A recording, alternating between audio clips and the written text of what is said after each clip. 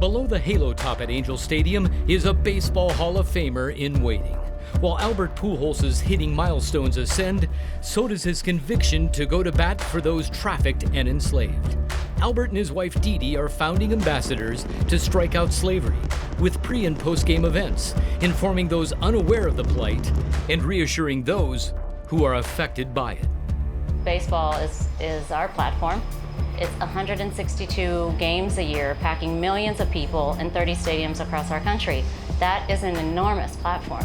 Being able to bring strikeout slavery into these ballparks brings local organizations and national organizations into these cities to allow fans to interact with getting involved.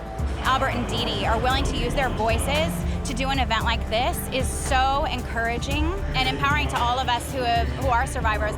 It's an issue that people don't want to look at. They want to keep it at a distance. What makes it personal for you? It can happen to any of our kids, so I know people don't want to deal with it, but that is the problem, that, there is issues and we need to deal with it. I have 5 kids myself, so I need to educate my kids, as a leader of my house to make sure I raise them the right way. And a lot of people think that it's just happening out in another country. It happens in our backyard. Major League Baseball, Dee Dee, is a big, big business. Easy or difficult getting their support for events like this? Gradual. I realized that they didn't know much about it.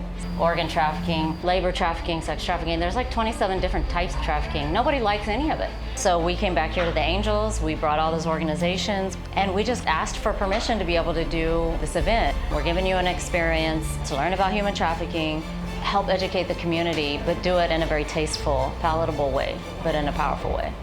How do we size up that opponent of trafficking?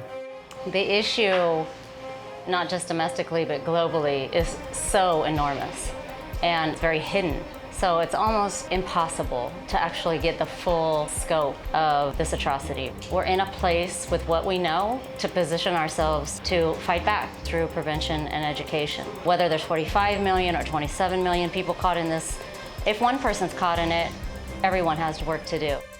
Baseball players can quickly be reduced to a statistic in a uniform, a commodity of sorts.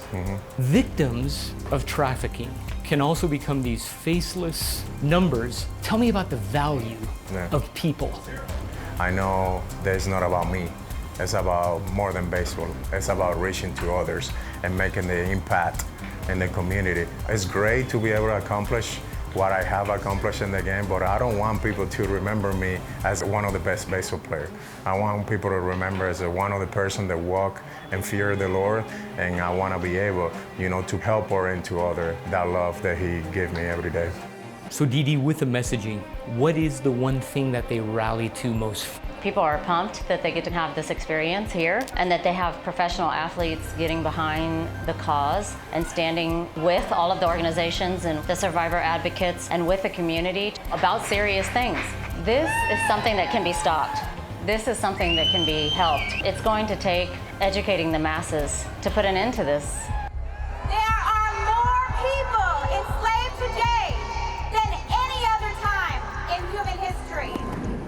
What message does this audience need to hear? That trafficking and exploitation exists, and it exists right here. Like, hit people with the truth because it's gonna break chains. We can't fix what we don't face, and we can't face what we don't see. There's nothing like being free.